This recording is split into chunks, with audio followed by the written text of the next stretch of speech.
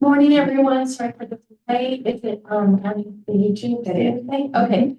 I now call the June 20th, 2024 San Diego Air Pollution Control District hearing meeting to order. It is 9:06 a.m. Madam Clerk, can you please call the roll? Thank you, Chair Schlick. Before I call the roll, I would like to note for the record that members who both have notified us that they will not be present for today's proceeding. All remaining board members are participating in person. Member Engelmann. Present. Vice Chair Spencer. Present. Chair Schlick. Present. Thank you. I would ask that the following individuals please identify themselves for the record. Hearing Board Counsel is also not present for today. Oh, I'm here. Emily Helms, Senior Deputy County Counsel for the Hearing Board. Air Pollution Control District staff. William Jacks, Chief of the Compliance Division. Mary Melanie, Program Coordinator. Nicole Sheridan, Civil Actions Investigator. Nathan Goodspoor, Senior Chemist. Thank you. I will now swear in those that wish to provide testimony on any item on today's agenda. This includes petitioners, respondents, and APCD staff. Please raise your right hand for the swearing in. Do you solemnly swear or affirm that the testimony you give in this matter before the hearing board is the truth, the whole truth, and nothing but the truth? Thank you. Chair Schlick? Very good. We will now move to non-agenda public communication. This is an opportunity for members of the public to speak to the board on any subject matter within the board's jurisdiction, but not an item on today's agenda. Mia, are there any members of the public that wish to address the board on this item today? I see we have two.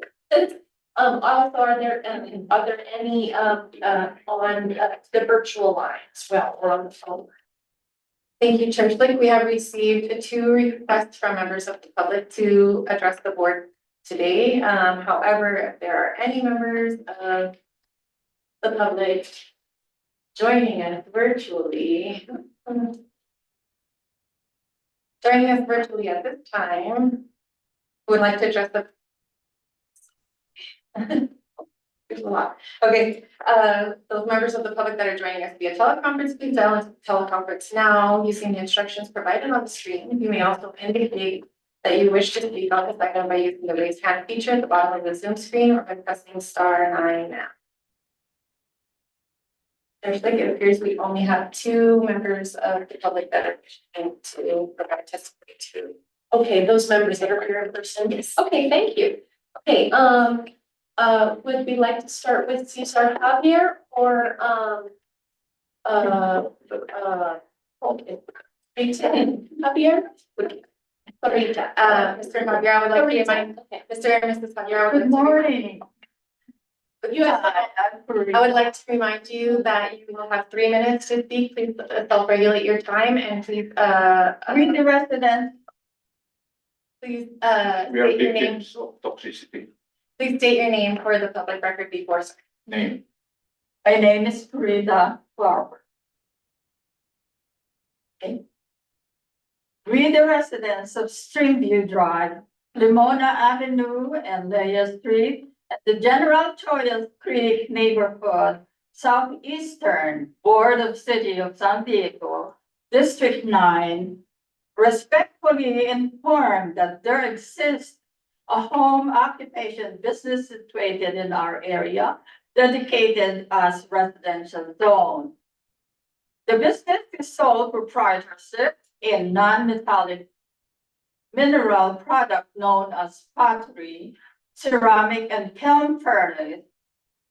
Operation situated in at 5238 Streamview Drive, San Diego, California 92105, and has been operating since 1984. Science and research studies explains that clay mixed with chemicals that lead, silica, asbestos, when burned, heated and reheated, bake and rebake, wood or gas fuel, generate toxic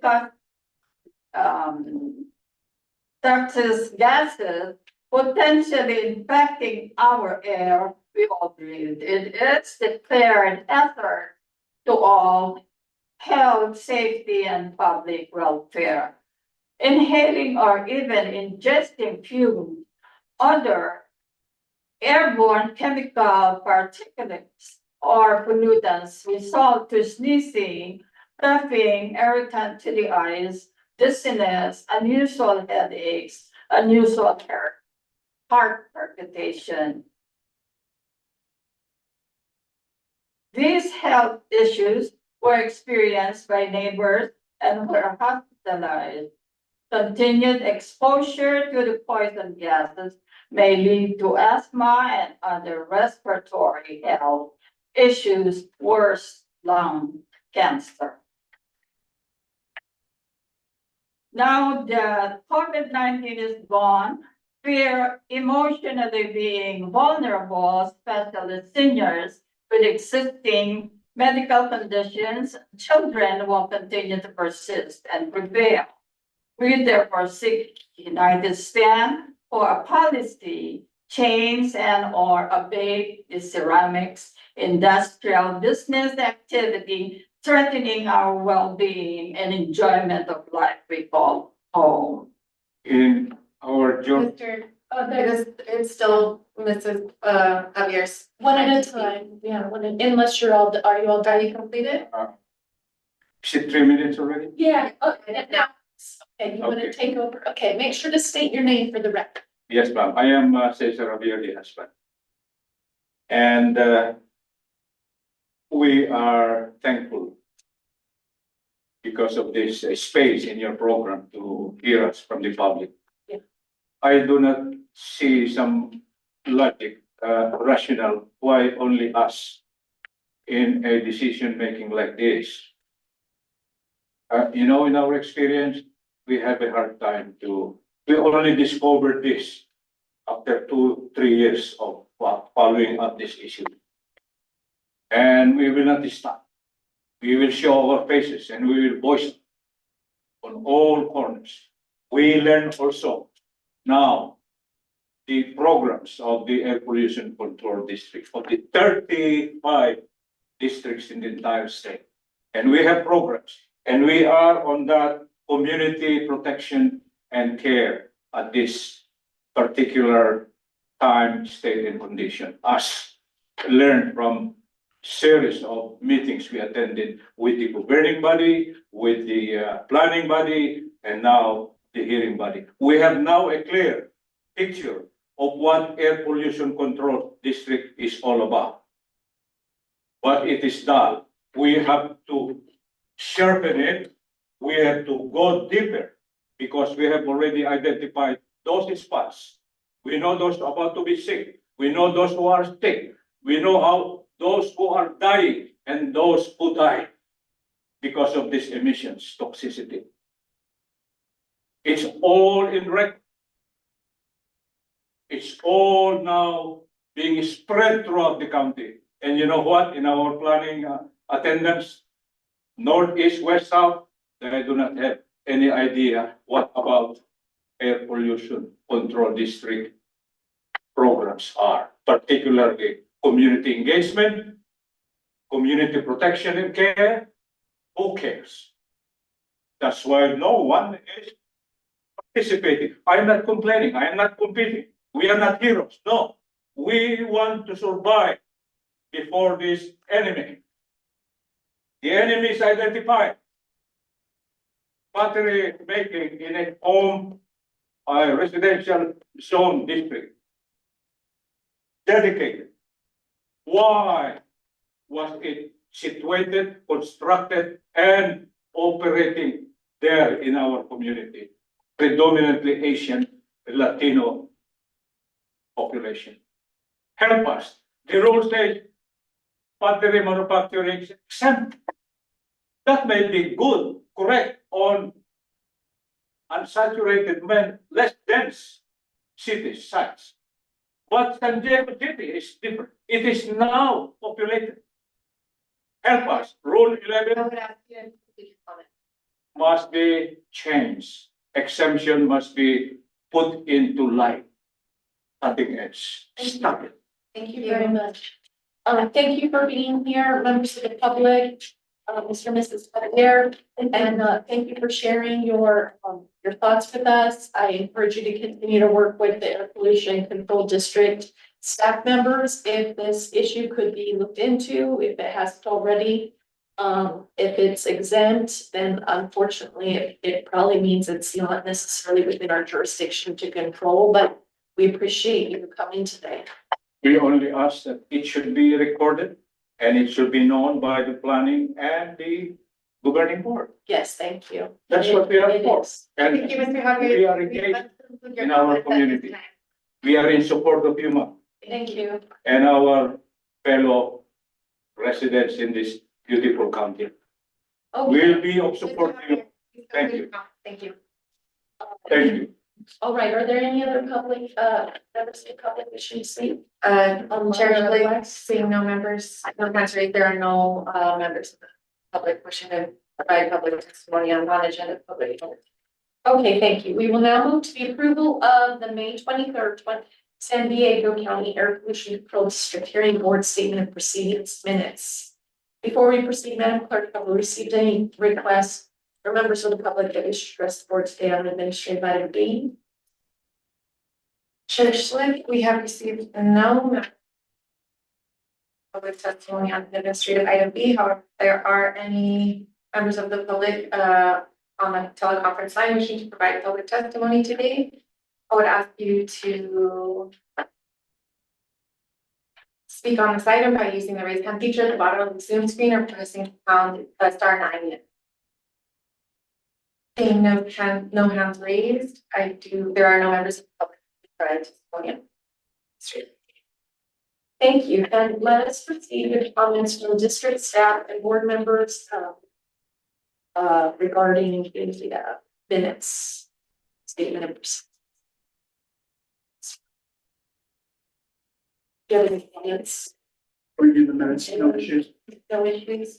I found just a very minor correction needed on the minutes. It's the cover page. Okay, And it's just to my title, which was changed recently. It should say program coordinator instead of action investigator. yes, and we need to change your name tag Yeah. there too. That was like, didn't that change? Okay, Yeah. great. So program coordinator, very good. And again, congratulations. Okay,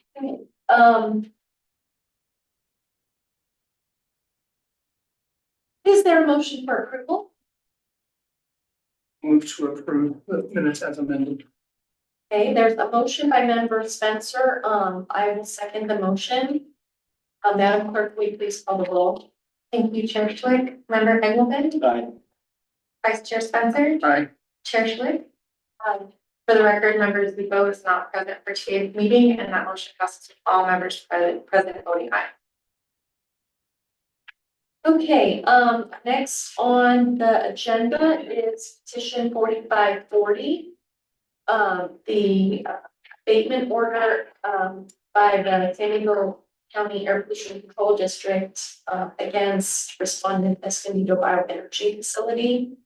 And before we begin discussion of this abatement order petition, have we received any requests, Madam Clerk, from members of the public that wish to address the board today on this petition?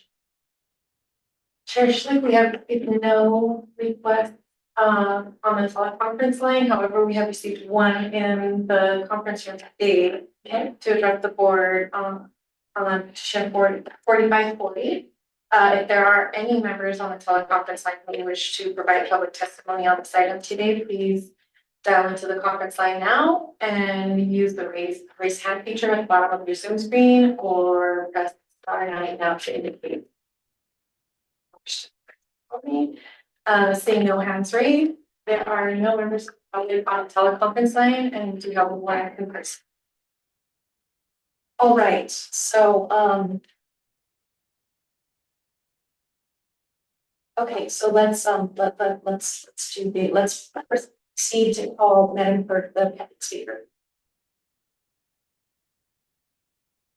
Thank you. Did you still want to speak, Mr. Javier, on this item, the order of abatement that is? May the public request that to to learn about this particular 450. I do not just want to voice any comment or supportive or in opposition because it will be just tangible. Okay, we don't want I any tangent. would request public or transparency to learn about all this. What I know only is, I cannot, Okay, you want to wait. Yes, ma'am. Thank you. thank you. We will, table public comments. Let's hear the presentation. Usually we hear a presentation from the district staff regarding the petition, and then we'll hear from respondent.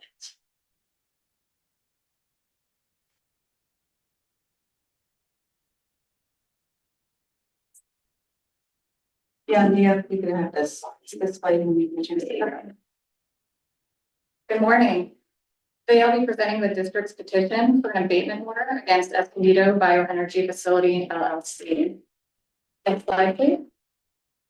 Let's begin with an overview of the presentation. I will be discussing the statutory context, an overview of the facility, source test history, the events leading to the abatement order request, the justification of the abatement order request, and the proposed milestones and increments of progress. Next slide, please.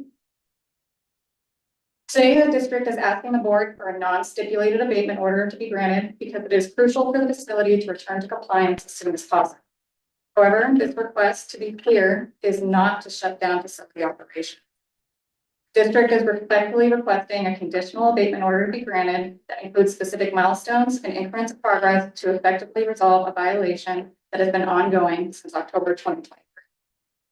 Next slide, please. The district's request for a conditional abatement order allows the district to set specific terms and conditions, including the date the facility will return to compliance. The order would not act as a variance, and if violated, it would subject the facility to additional civil penalties, which is an important deterrent for reestablishing compliance in a reasonable yet expeditious timeframe while under the conditional order. Because Escondido Bioenergy Facility supports an essential public service, the district is not requesting that its operation be shut down. The aim of this request is an enforceable compliance schedule to prevent further non-compliance. This abatement order also does not act as a variance to provide enforcement relief. Next slide, please. Escondido Bioenergy Facility is situated at 1251 South Hill Avenue in Escondido. From the image, you can see that the facility resides within a busy residential area. Notably, 3 childcare facilities operate nearby, with the closest being Little Country Preschool. Based on estimations using Google Earth, Little Country Preschool is approximately 190 feet from the nearest boundary of the facility and around 500 feet from the furthest boundary. Next slide, please.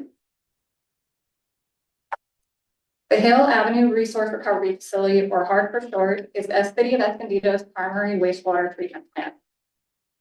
18 million gallons per day, class 4 activated sludge facility with tertiary treatment capacity for 9 million gallons per day. It operates 24 hours a day to serve both the city of Escondido and the Rancho Bernardo area of San Diego.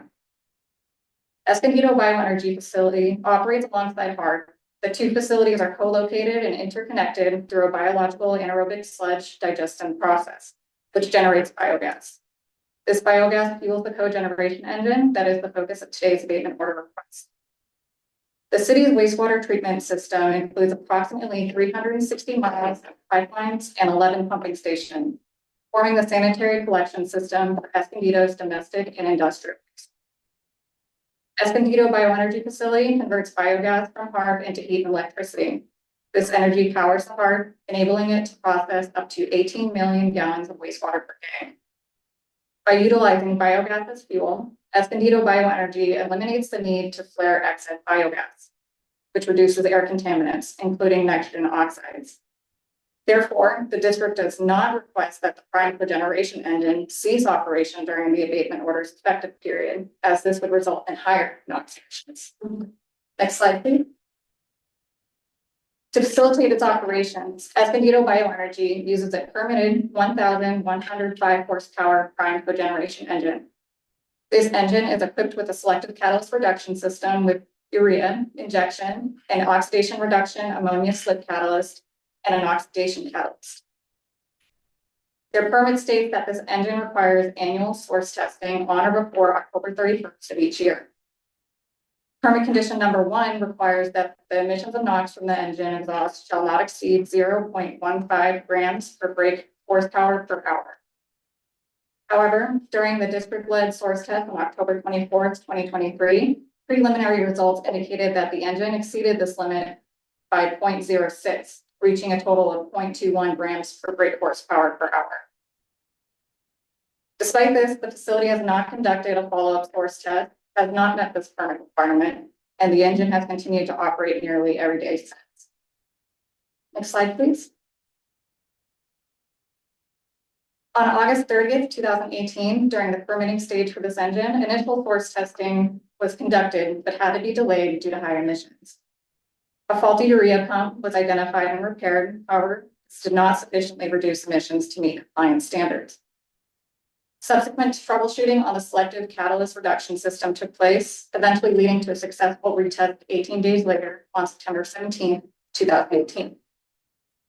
In January 2021, the facility experienced its next failed source test and received a notice of violation for excess NOx emissions. This excess NOx emissions were measured at 0.27 grams per brake horsepower per hour, which is nearly double the permitted limit. Later in that same year, in November 2021, the facility was issued another notice of violation for failing its annual source test. The excess emissions were measured at 0.25 grams of NOx per brake horsepower per hour, lower than it was before, but still well over the NOx limit. Recently, the most recent past source test is on October 25th, 2022. Next slide, please. This leads us to our current violation and the reason for the district petition today.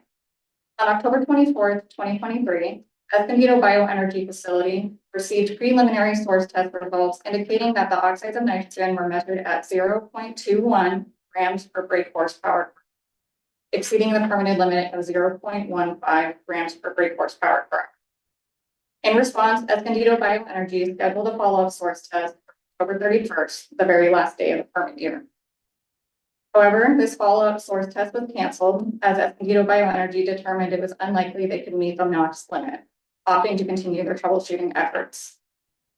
Consequently, since Escondido Bioenergy was now late in conducting a passing 2023 source test for NOx, they submitted an emergency variance petition.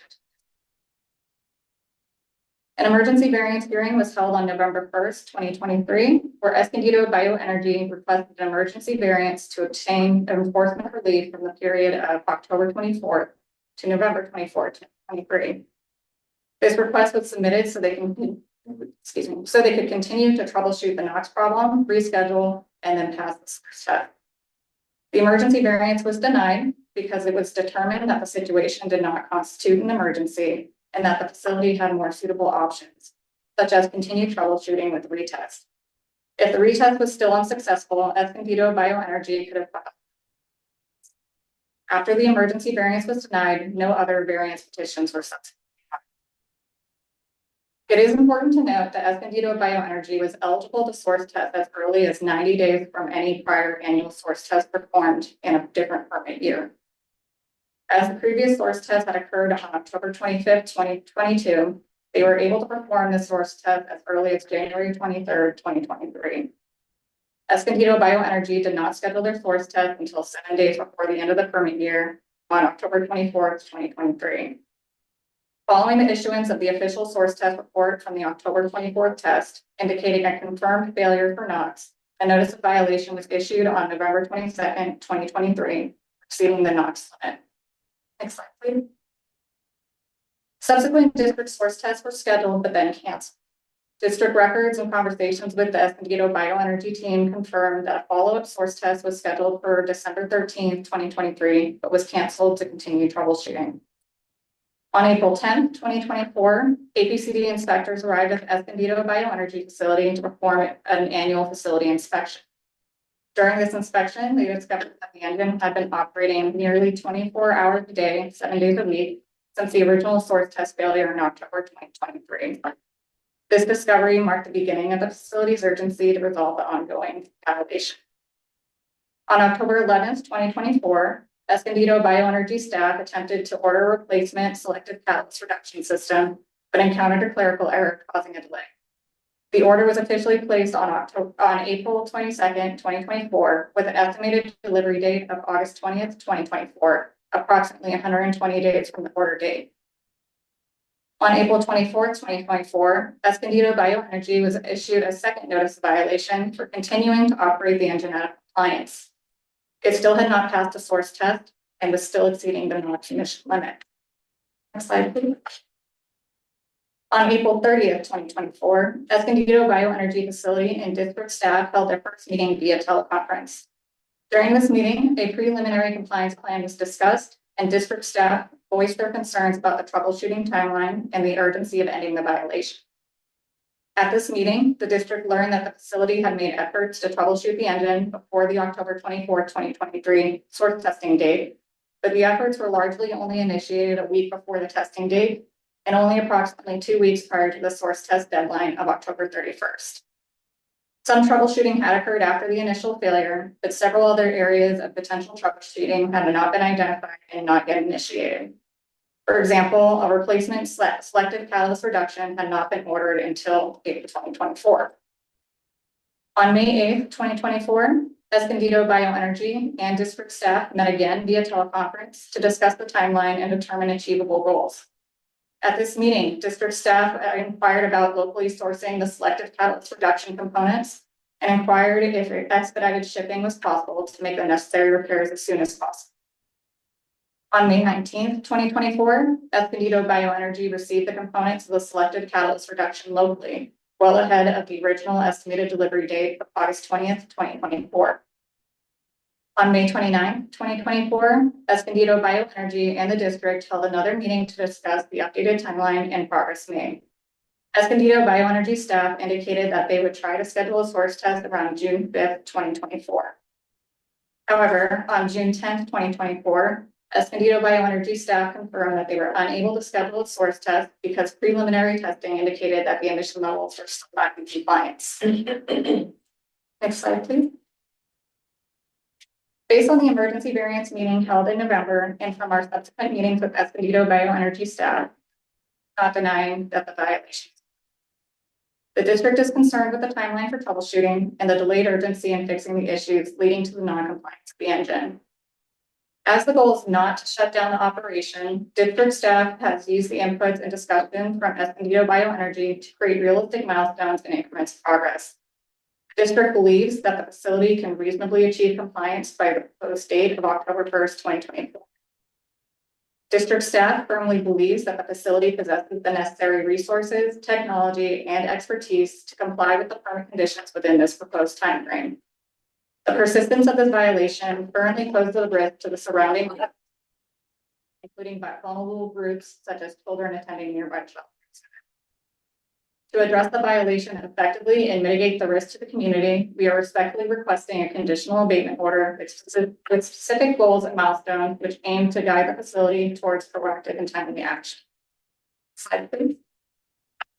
This slide lists the requested milestones and increments of progress that the district is requesting in the abatement order.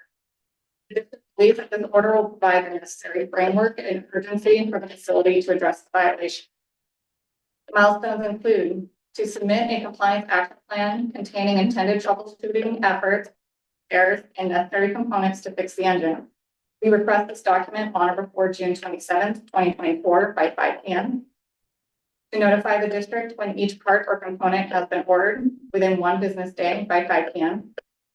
To notify the district when the installation of these parts or components has been installed within 1 business day by 5 p.m. To notify the district when a source test has been scheduled within 1 business day by 5 p.m. As stated in the previous slide, we have set the milestone to pass the source test on or before October 1st, 2024. Lastly, district staff requests that Escondido Bioenergy submits a timely petition to the hearing board if the facility is unable to achieve the listed milestones or increments of progress, and that they submit the petition within 5 days of discovering that they are unable to achieve any of these milestones. Next slide, please. For all the aforementioned reasons, the district respectfully urges the board to adopt the abatement order. Draft order with the needed milestones and increments of progress have been provided to the clerk of the hearing board for ease of quick, seamless adoption today. Thank you for your consideration. Question, could you go back one slide?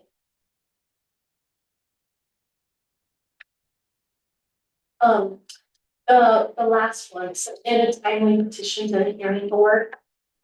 This would be like a request for like a variance or something, or, I believe it would be to modify the order if needed. modify the abatement. Right. And then this is a request for an abatement order. Is it your understanding it's a stipulated abatement order? We're not sure. Okay, no. Okay, then, are there questions from anyone else? I was gonna ask, I'm more of a visual person trying to understand the effects of how close this is, the engine is to where the kids are. Could you put the map back up? Oh, yeah. Yeah, because now on this one, where specifically does the engine sit? Like in relation to where those daycares are, I tend to understand it better visually. Are you okay if I back up there? That would be great. Yes, please, please. Into that. There we go. Okay, okay.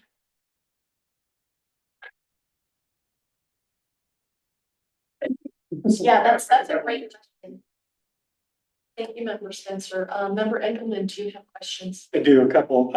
I wanted to confirm what I heard, which is that the facility under normal operation would be burning the gases through a cogen facility, which generates electricity and also reduces the pollution to a great extent. If that cogeneration is down, I understand that there's a flare on site, is that correct? There.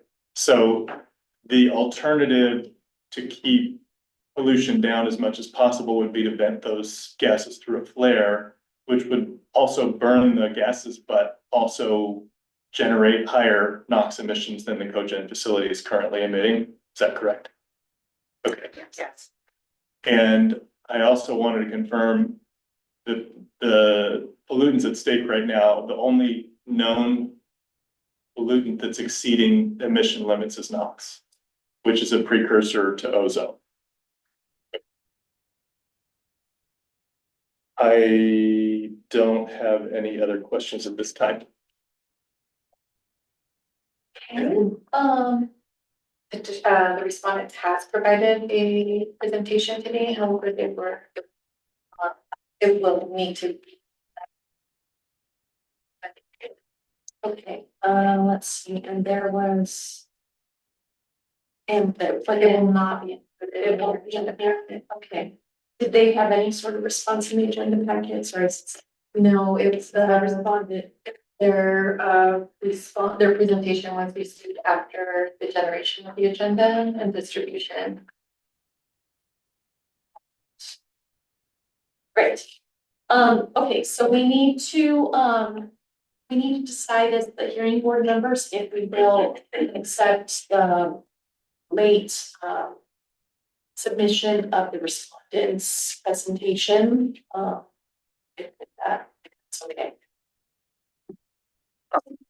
When you received this, It was received exactly on Thursday. It was basically Thursday afternoon. But then it would have been needed to be received by Thursday morning. Thursday, so a few hours later. and, but it was provided to the district. I believe so, yeah. Okay, so the district has been able to see it. I don't see any problem, especially if they're going to be, they're here testifying and it's just gonna be helpful, hopefully, so. Okay, I'd like to make a motion to, allow respondent to present their, late submitted, slides, to assist in their testimony today. I'll second. Okay, there's a motion made by myself, seconded by Chair Spencer. And would you please call the roll? You, Chair Member Engelmann, Aye. Vice Chair Spencer, Aye. Chair Schlick. Aye. That motion, With the exception of members who was not present for today's meeting, that motion passes to accept respondent's presentation of exhibit A of public. Thank you. If you would please put that on the screen, make sure it's shared also with the public online and then we'll hand this over to respondent to share. Thank you very much.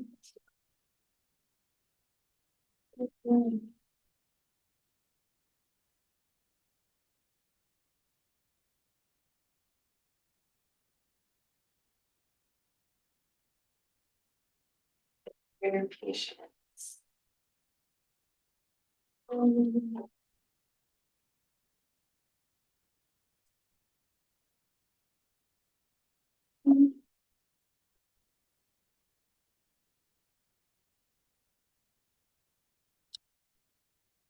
John Hudson, Director of Plant Operations for Energy. Energy owns Escondido Bioenergy facility. Yeah, could you step to the next slide? Did we read it? Okay. Just a real brief agenda.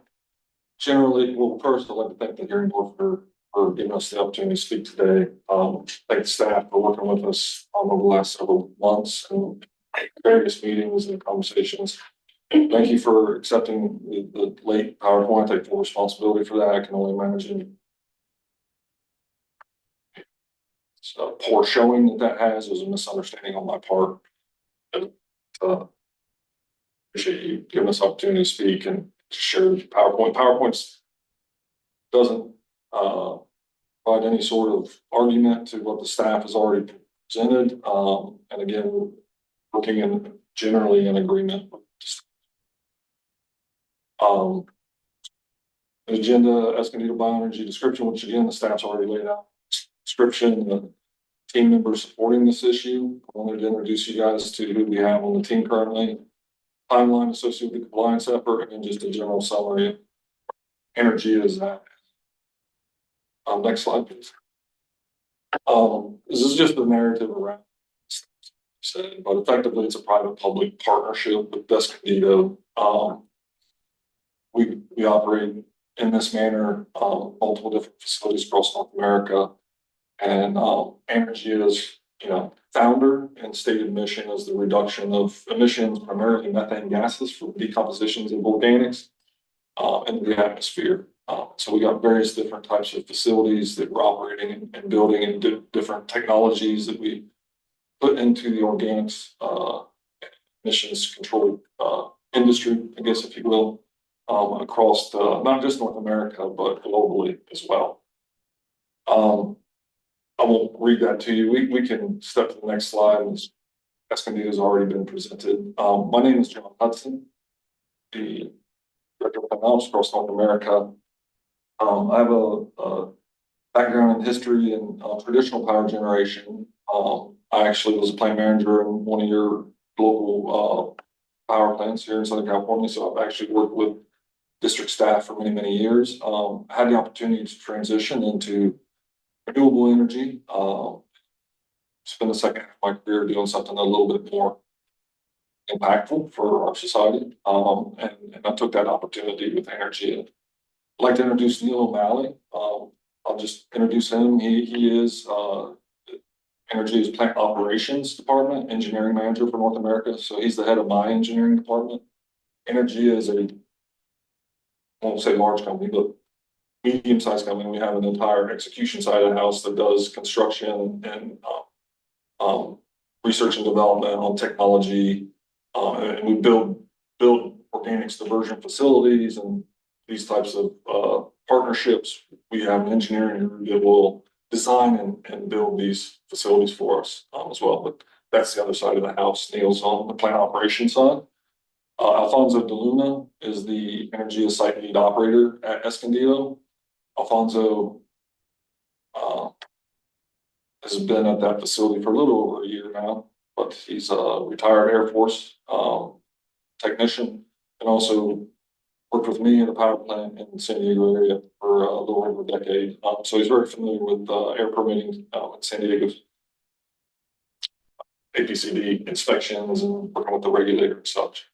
2G is the engine packager and vendor OEM.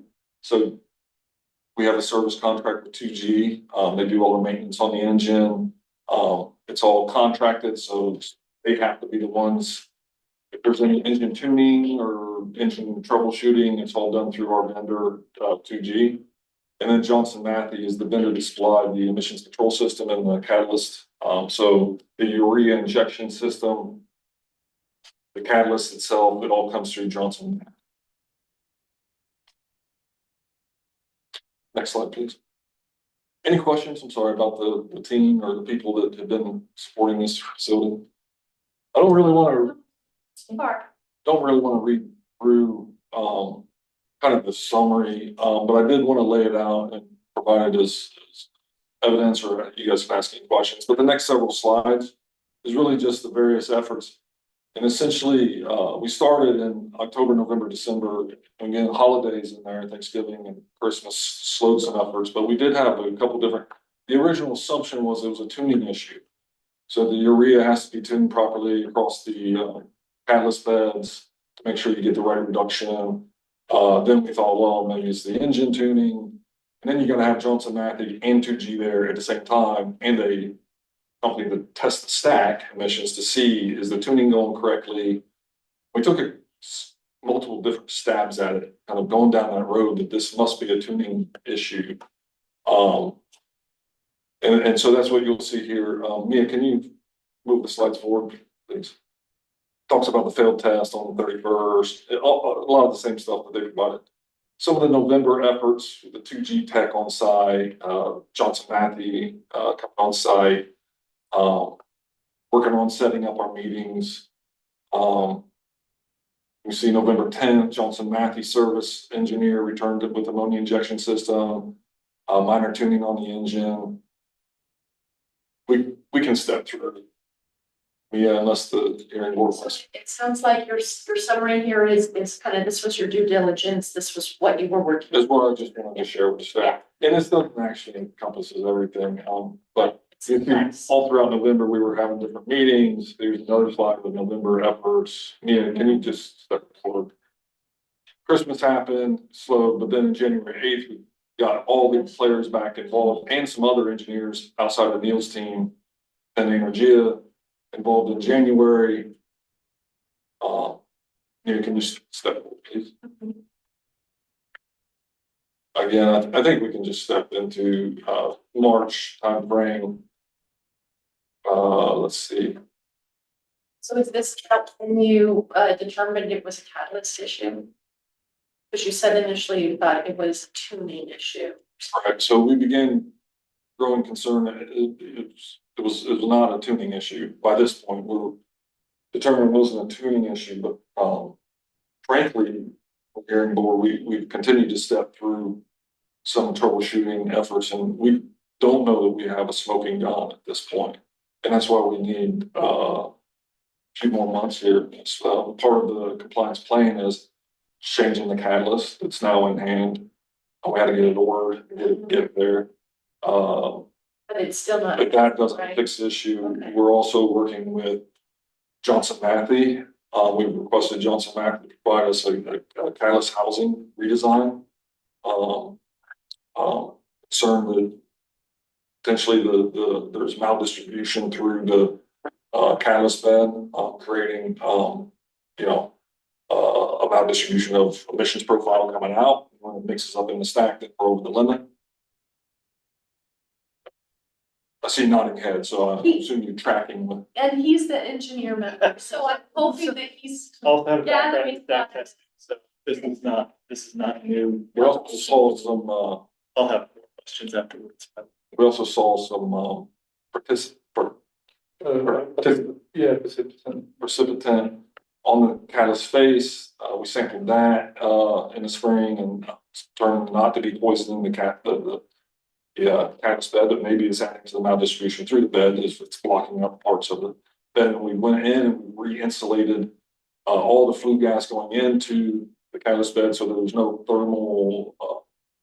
Maybe it's getting too cold on the outside, areas of the flow path. we're trying to address things that, and just to date, you know, obviously, we don't have the engine. We don't believe it's running in compliance right now. Done a formal, full compliance test just on the preliminary testing. And that, can you step forward, man? And really,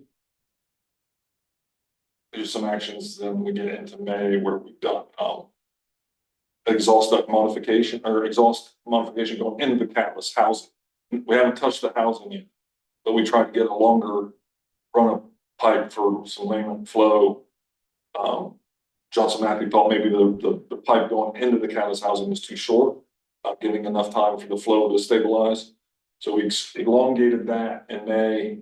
Again, by this time, the district staff had engaged, we were working directly with them on periodic meetings to give them an update on what we were doing. We were hoping if we elongated that pipe going into the flue gas pipe going into the catalyst housing, that could resolve the matter. So we tested after we did that construction in June. And if you recall on their presentation, we talked about a June 10th test that we had tentatively scheduled with Nathan's group, that we had to cancel because of the preliminary testing just didn't really show any change by elongating that inlet pipe.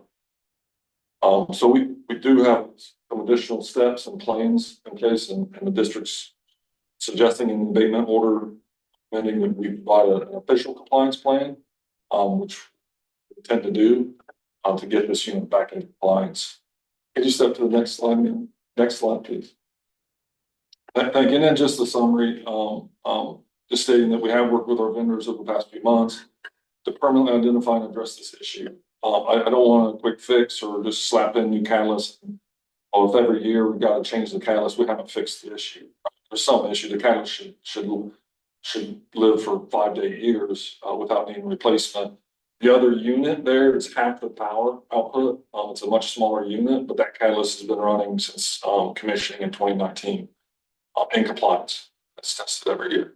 It was tested in October 2023 and passed compliance testing by the APCD staff at that time. So, you know, we want to make sure we fix it, the issue, fix it correctly, and permanently, and get this matter resolved and put to bed.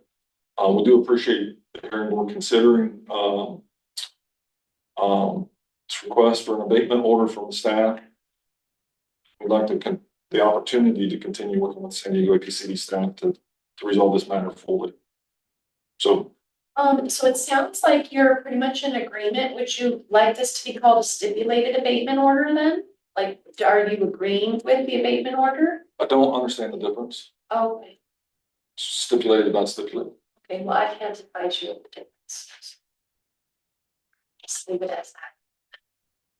Okay. Okay, are there questions from the hearing board or respondent? I have many questions, but yes. are you sure? We'll never get out of here. So my first question is, about, you've got two different cogen units there, right? One of them is smaller, one of them is larger. And the larger one is the one that has the excess emissions at this. Is the smaller one running at full capacity? Yes. Okay. So you're running as much gas as you can through the smaller unit, and then whatever excess gas, which obviously is probably more than the smaller one is running, is going through the larger unit. Is the larger unit running at full capacity as well? Nearly, yes. Okay. Are there any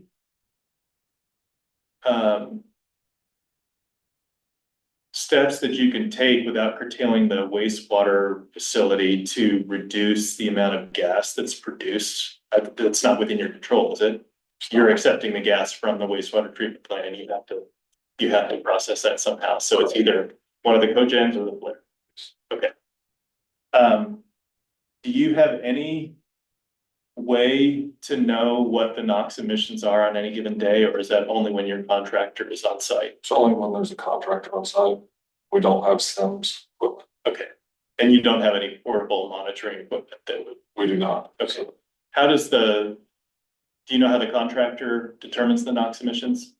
Well,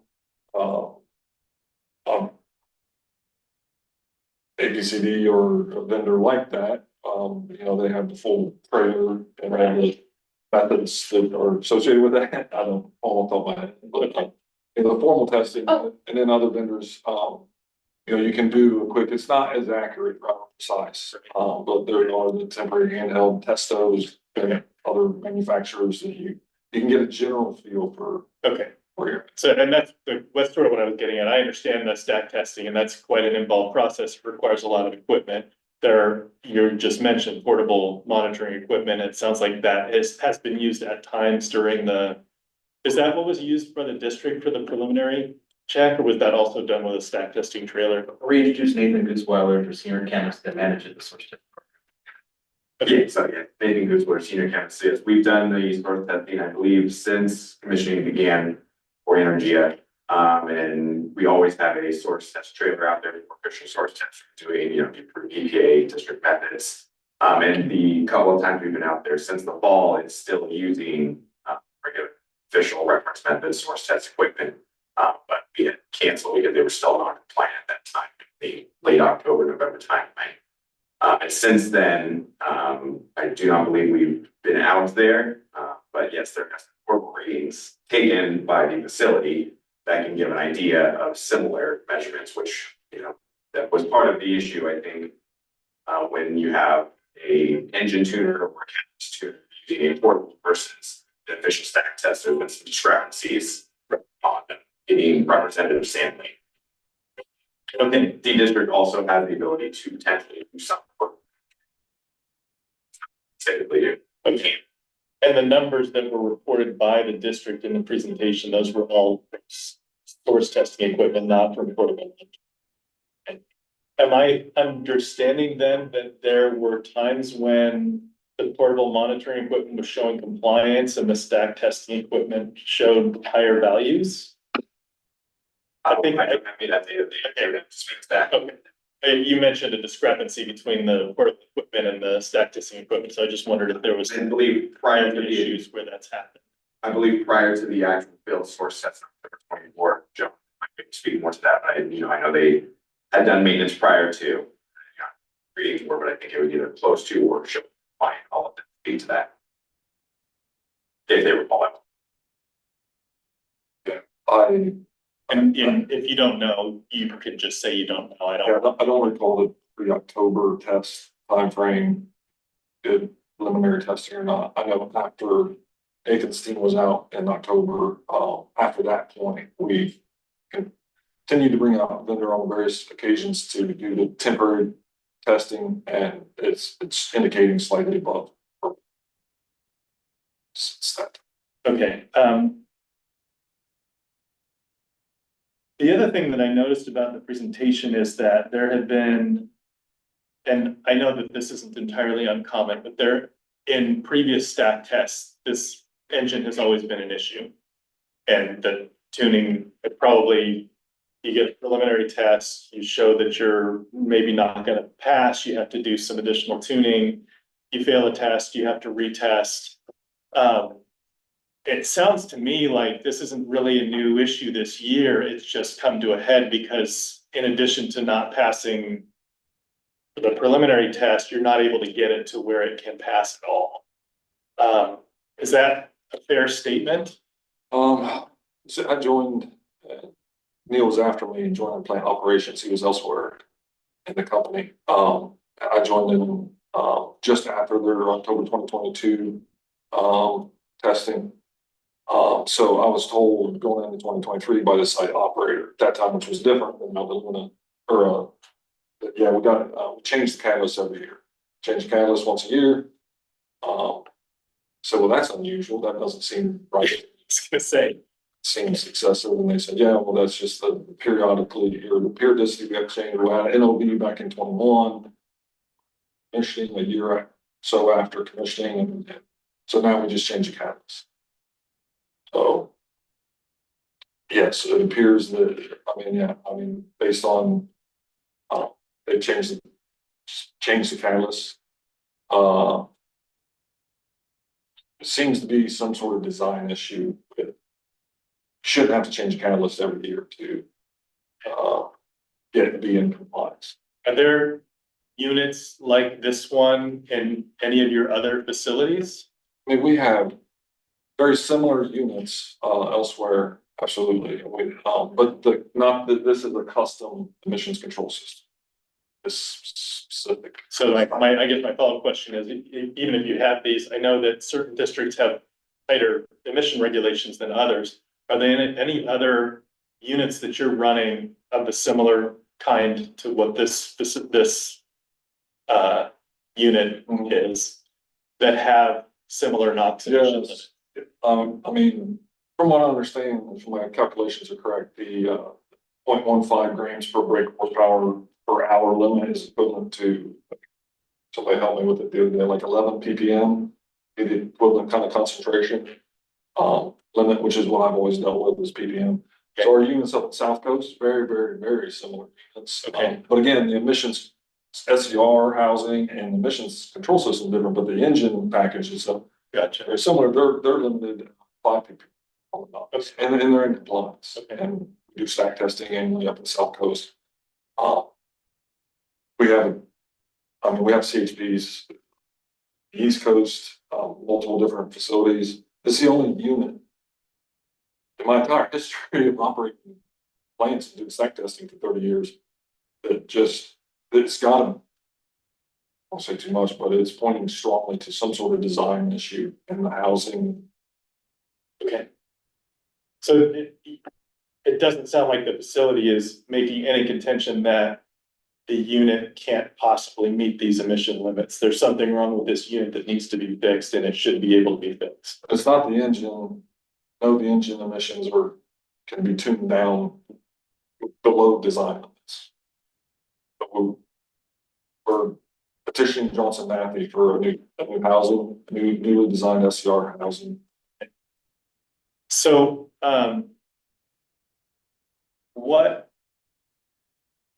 I know that there's sort of this plan that you're expected to put together that says you'll pass a stack test by October 1st, is the date. What makes you think you can pass if you don't even have a smoking gun yet? We're taking the steps to pass. Designing the housing as we speak right now. We've already adjusted the inlet. Like I said, the inlet plenum housing comes down to getting a much longer street on a pipe. We have new SCR catalysts on site. We're also some other things in there. We're changing all the preconditioning, gas conditioning media beds and stuff to ensure that the gas is as clean as it can be coming into the engine. So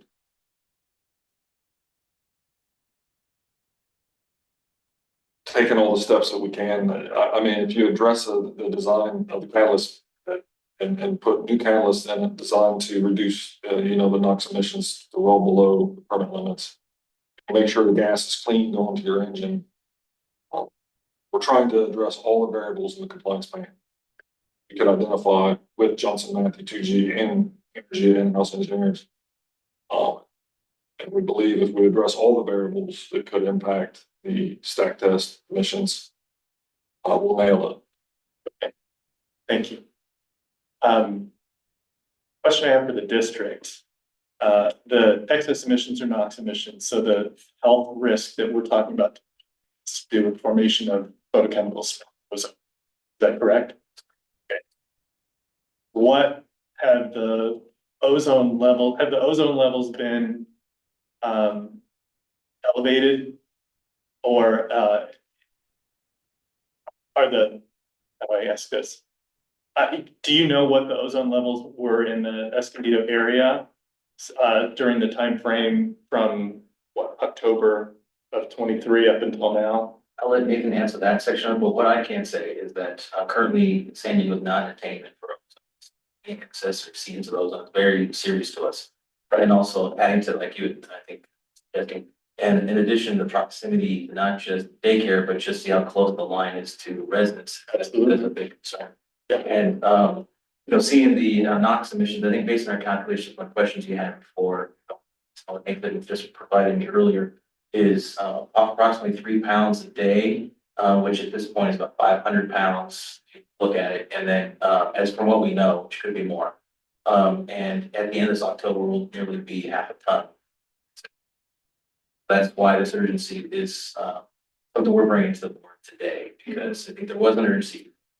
And I think now there definitely is working well with this, and why we're looking at this as a regular page or not stipulated, because we want to make sure this is scheduled, and this is what needs to be completed. And it doesn't necessarily need, we're, I think, in agreement now, but doesn't necessarily need to be because of that. And thank you. For Nate, the more specific part, I think that was the answer. For ozone and Escondido, we currently don't have data to get one. Okay, so we have no data. Thank you. The other question I've got is, I guess for the district, I hear that the facility is now cooperating. Perhaps one could argue that they have been cooperating the whole time, but there's a greater sense of urgency at this point. And the abatement order has dates of you need to be in compliance by this date, you need to keep the district informed. Normally, if we were, well, I shouldn't say normally, if we were to be doing a variance here, which I know that we're not, and then nobody's requesting one, that one of the things that we would be looking at is mitigation. And I'm wondering if there are any, has there been any thought to requiring something of the facility that would mitigate excess NOx emissions that have occurred up until now are expected to continue to occur? I think the comment to what you already stated is that the alternatives to running the engines would be more efficient. So I think the steps moving forward towards mitigation is identify and address and kind of put this on schedules. Do it. And we have looked at, try to look at all the options. But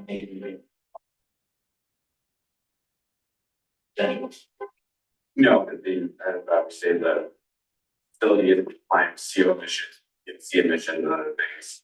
And generally higher than oxygen burn that. Okay. Hey, can I comment to that as well? The flare is really like the emergency pressure relief or backup.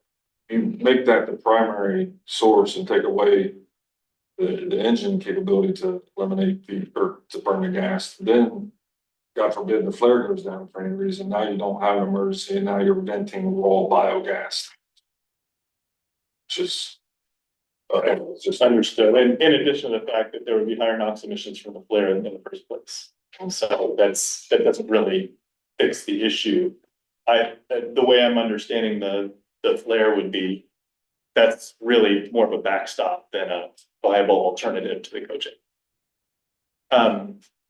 Shoot, I had another.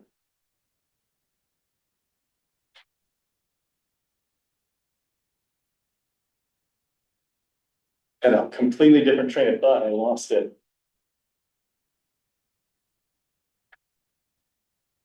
Oh, I know what it was. Thank you for your patience and letting me figure that out. I guess one question for the district is, since April-ish, it sounds like you're considering the facility to have a greater sense of urgency. Are you satisfied that they are taking the steps that are needed at this point to help resolve this issue, or do you have expectations that they should have been doing more since April 1st? That's a good question. We've been working together and meeting with them, and we have made suggestions that they've been very receptive to. One of the most important suggestions, in my opinion, was that they look at all the different variables and start an effort to work on things in parallel to speed up the timeline. So we do believe, not only is it their responsibility to fix the problem, but they also have the resources and the expertise, and now a little bit of time. Okay. So we're hopeful. Okay. Thank you. And I guess my last bit is just a comment of something I wanted to highlight from the district's testimony, which is that knowing that this facility each year was having trouble passing and had multiple failures and like had failures and retests in the past, starting earlier in the process and getting the stack testing, preliminary testing done so that you don't run into the deadline as quickly at least. And you have some time to work with the district to help come up with legal remedies if you can't apply. I think that's an important consideration for the board. So I just wanted to make sure that I'm sure you appreciate that and understand that, but that's something that I heard loud and clear from the district's testimony. So I don't have any other questions. Thank you. If I can add to that as well, thank you again for pointing that out. That was one of the arguments made during the diversity variance, where the district wouldn't recommend the facility to pursue a variance because they wouldn't be able to meet the findings that's beyond risk control, because they had a whole year and basically the steps leading up to sales source test were due in November began. It's October, it's just a month prior. This has been done, in January, February, March. We might not be in this position right now. So just to add a little more to what you're very aware comments, appreciate that. Thank you. And as the record shows, I took the testimony and made the emergency variance determinations. But I hope you know that doesn't come by thinking of your testimony today. From what I recall, my main takeaway there was that we weren't going to be shut down. So Nathan, I have a follow-up question for you. So in mitigation, you were saying that they are not failing other tests. Could you expound on that a bit? Correct, yes, their permit limits for emissions are carbon monoxide, as we talked about, NOx, also organic compounds, as well as ammonia. The engine is compliant with all permit conditions with the exception of NOx. Okay. And so annually, those 4 pollutants are tested. Those 4 pollutants are tested, and that's both for their smaller unit and the larger one. Correct. The smaller unit they mentioned is doing just science. Correct. Okay. Great. Are there any other questions or comments from the board? Yeah, Okay, great. one other question for energy. In all of these increments of progress that are listed, do you find these to be reasonable? Do you take opposition to any of them? And is there something that might work better? If you want to put those, Yeah. those 6 back. It's this blue one. 13, page 13 of the presentation. Well, this one's fine too. Oh, yeah. Yeah, this is fine. Okay. That all. It goes to the next.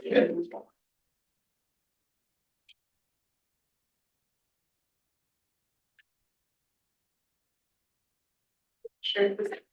Well, Yeah.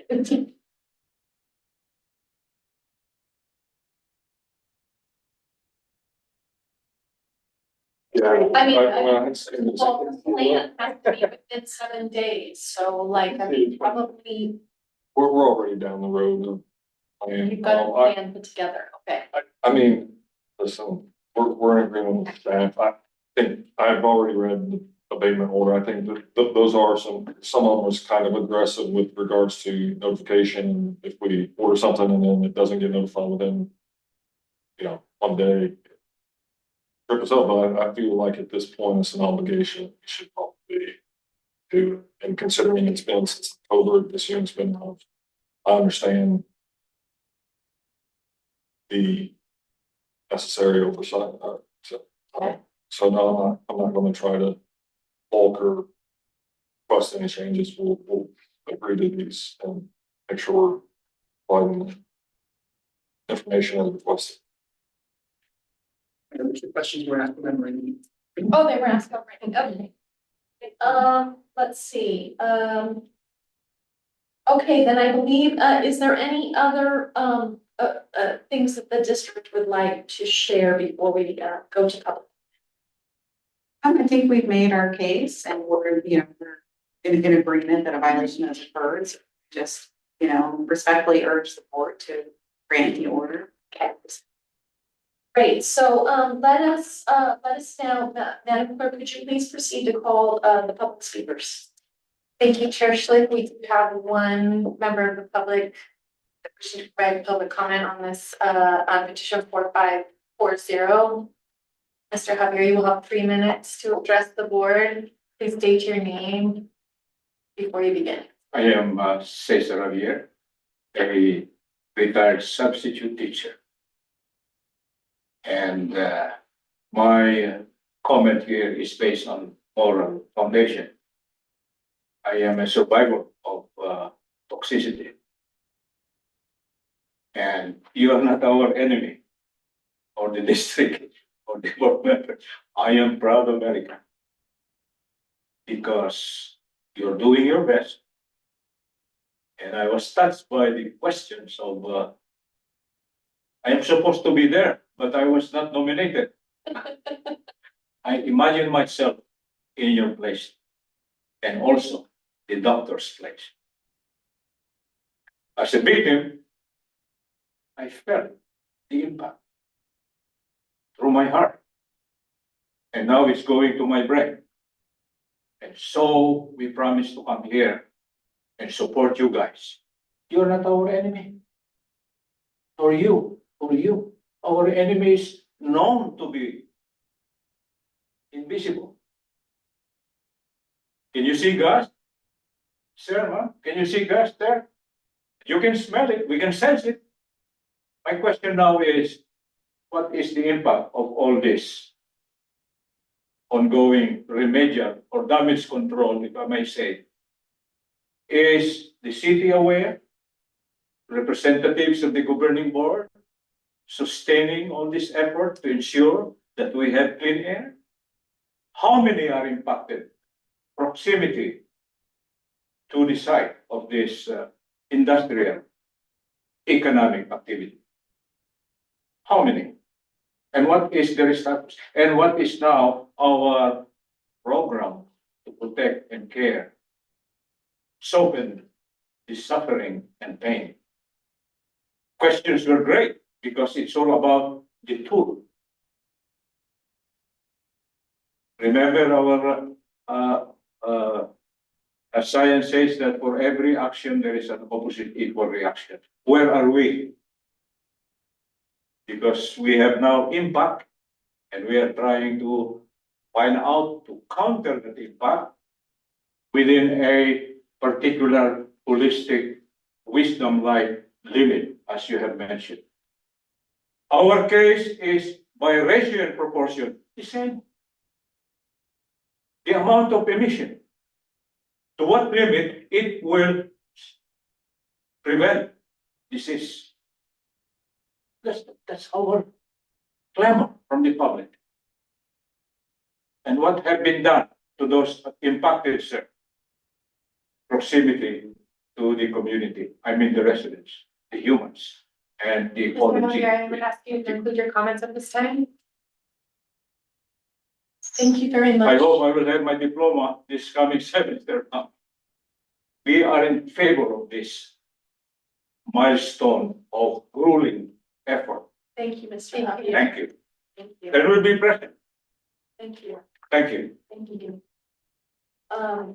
Public comments, period for petition 4540 is now closed.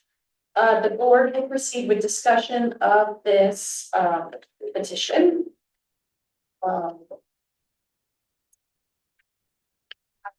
In favor of this abatement order. I mean, all of the efforts leading up to it and all of the increments of progress that are in it and the efforts shown by both district and energy.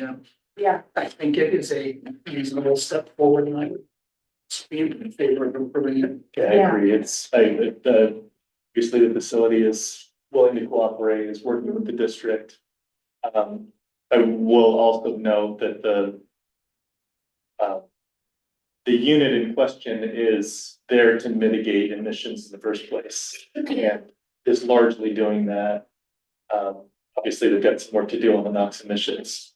But there aren't any viable alternatives. I think this is basically this abatement order puts their feet to the fire and requires them to do the actions that are needed to get back. Yes. Okay, so, thank you. Is there a motion to accept the order of abatement, petition 4540? I so move. I believe and you would second, okay. I believe we have to read it into the record. Would you like to read it? The whole thing? Yes. Oh, okay. Just make sure I know what I'm doing myself into. Okay. We could do it teacher style and do it in a paragraph each. There are blanks in here. Are they spilled? They're blank on the screen as well. The district will go ahead and provide a final based, You could just say the district appeared, and then you could say the respondent, was represented by, and it's John Hudson. The petition of the San Diego County Air Pollution Control District, hereinafter district, for an abatement order came for hearing by this board on June 20, 2024, pursuant to the petition filed on June 3rd, 2024. The district appeared. The respondent was represented by John Hudson. The public was given the opportunity to testify. The board, having heard sworn testimony and received exhibits and evidence on behalf of the district, and the matter having been submitted for decision, the hearing board makes the following findings and decision. Findings of fact: 1, the petitioner is an air pollution control district duly authorized and existing under the laws of the state of California, and is the local agency responsible for air pollution control in San Diego County.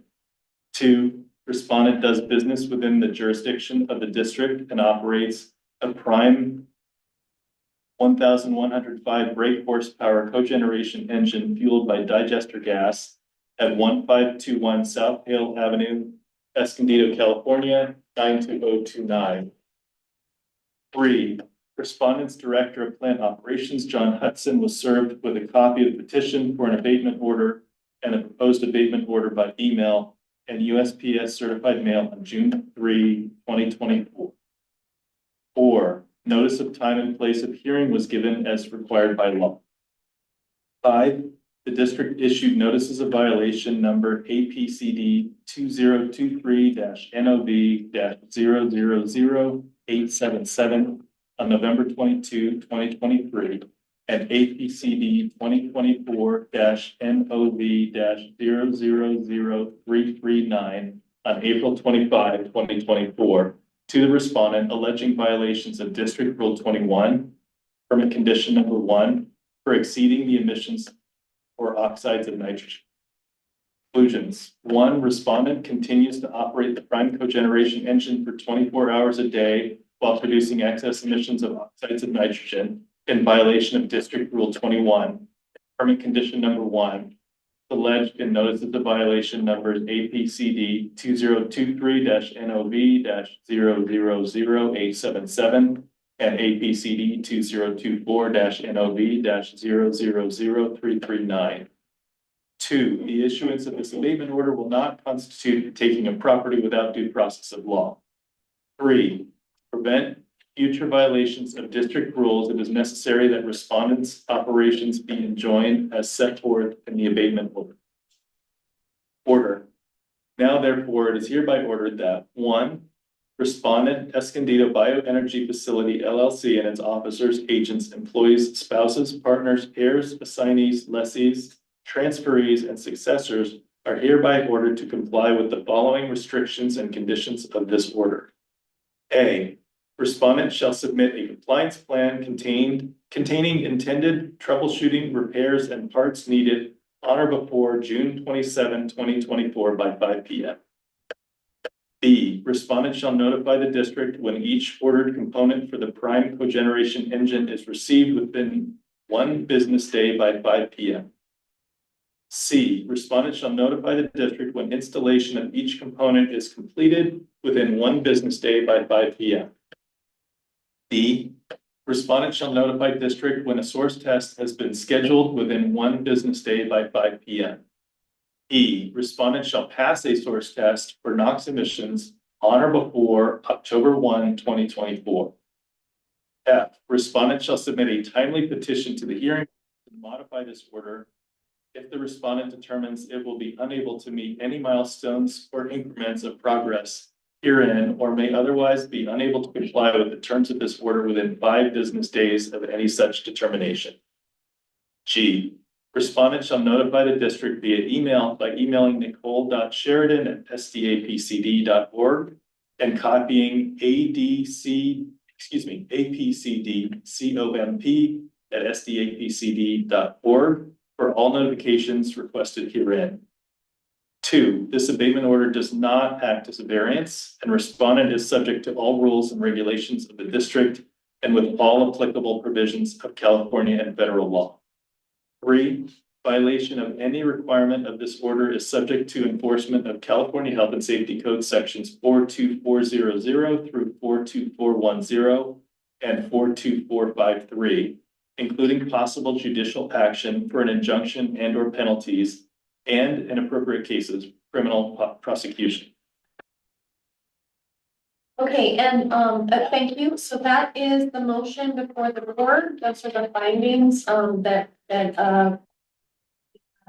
we'll be voting on. We had our hearing board counsel has raised her hand and would like to speak.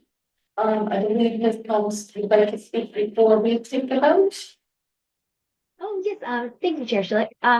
I just wanted to make sure the hearing board had gone through and we essentially look at similar terms to the variance terms, and it sounds like we hit all those, but I just wanted to make sure the hearing board had considered that and incorporated that into its findings.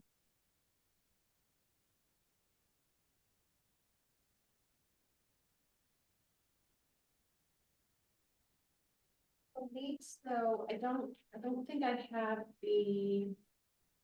so the order of abatement, we have to, in order to make such an order, we have to give notice of the post order, have a hearing, and we have to find that that the respondent is constructing or operating this machine without a permit or is in violation of section 41700 or 41701, or the permit basically.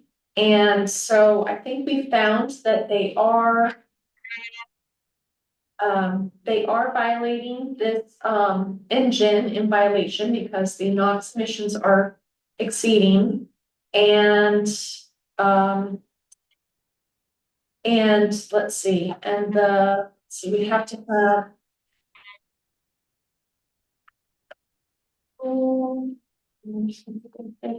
let me make sure. Is it This is helpful. We're essentially looking for just, looking at the nature of the violation, the burden of compliance, the diligence or lack of it, which characterize the authorization and actual effect. So that's just, I believe the board discussed that throughout their hearing, but we just wanted to make sure that was, expressed in their Yes. order. So I think what we have found is that despite their trying to not violate this, they have been unable to fix it. But under these milestones and increments of progress, they should be getting back on track, or we'll be back here to discuss it, either by the district's petition or the respondent's request for petition. And we did find that this abatement order won't be shutting down the business, so therefore it's not a taking a property in violation of due process. It is also, I wanted to include in the findings that it's the public-private partnership and it's an essential business. It is making an essential part of the,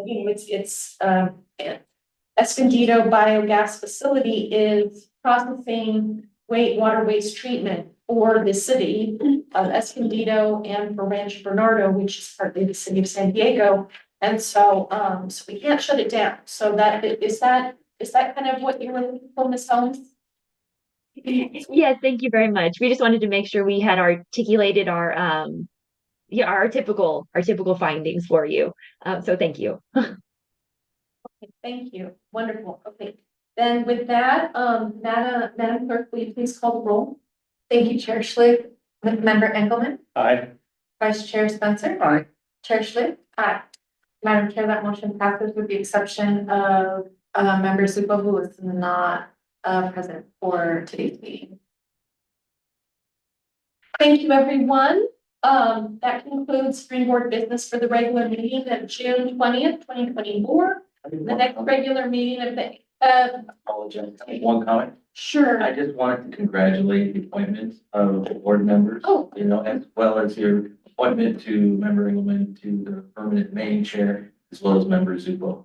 I don't know if anyone's actually publicly congratulating you, and I just. Thank you. Thank you. Thank you. Yeah. Yeah, Member Engelmann had been serving as an alternate, very well, and, yes, we congratulate him on being the primary member now for engineer. We're very blessed to have had also a great amount of interest in, the open positions. I think there's only one open position left to be filled.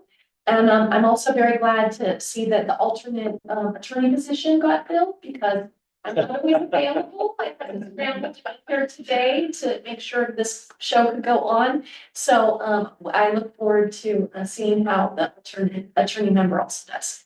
And I thank Member Spencer for serving as vice chair and for being reappointed as well. Thank you. Thank you, Chief Jax. And so the next regular meeting of the APCD hearing board will take place on July 11th, 2024 at 9 a.m. unless we adjourn it if there's no business. So look for any notices like that. So have a great week. Thank you. Thank you. Thank you. Okay, good luck to you.